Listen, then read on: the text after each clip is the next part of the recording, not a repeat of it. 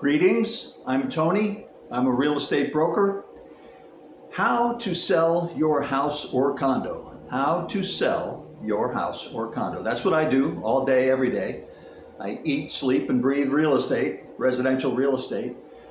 So when a person tells me that they want to sell their house, I tell them first, talk to me, of course, or a realtor. Talk to a realtor or a few realtors. And those realtors will gladly tell you their opinion of the value of your property, which is obviously important, the most important thing. And then once you've decided to use which realtor, that realtor will list your property, put it in the MLS, multiple listing service, put a sign in the front yard, or if it's a condo, probably not, unless some condos do allow signs out on the front of the property. Some do, most do not. So you have your property listed with your realtor. It's in the multiple listing service. There's a sign out front. It's online. The whole world knows about your listing now. So the key at the beginning is the price. Is the phone ringing off the hook for that realtor, or is it dead silence? Hopefully somewhere in the middle. Your realtor is getting inquiries. There are showing requests coming in. We have actual showings, people coming over to your house, your condo, to look around and check it out. These are the buyers. Now, here's how it works. We want inquiries, we want showings, we want offers coming in, hopefully. We want a signed contract, and then these are the steps towards the closing. We'll start back at the beginning again. We're having the inquiries, we're having the showings. Hopefully, after a few showings, there will be an offer from one of those buyers. The offer is on a contract. It's signed by the buyer. It should contain a deposit, an earnest money deposit with the contract. Some buyers now lately, they only want to put the deposit in after you accept their offer. I don't like that system. It's a bad system. If a buyer is serious, they should put up a deposit today. They should.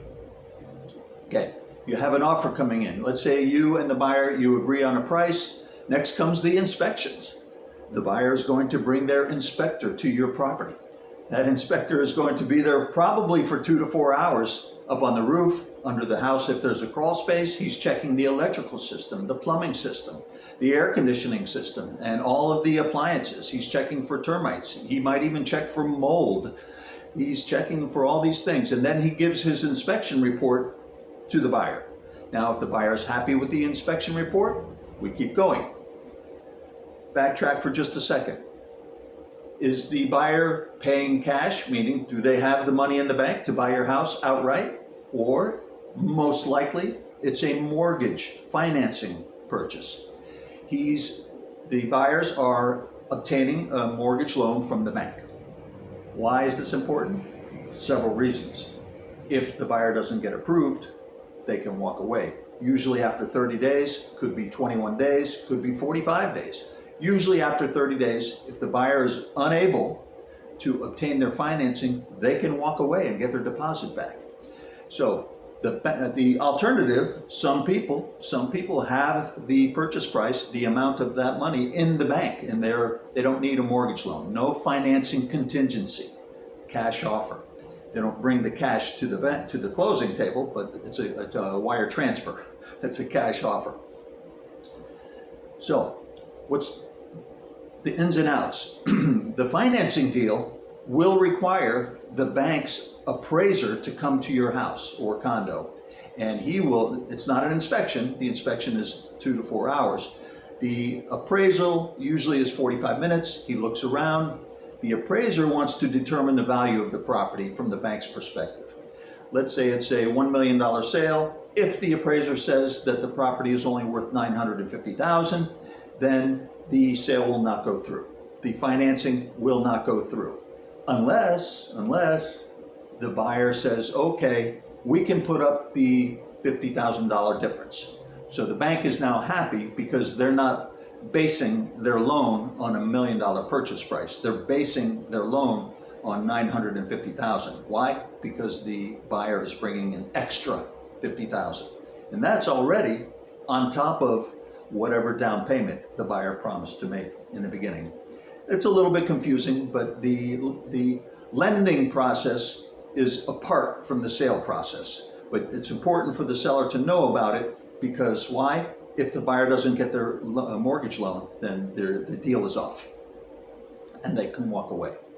So that's the financing contingency. So they've already done their inspections, they've already done their appraisal. Let's say they've been approved for their financing now. The next step is the closing.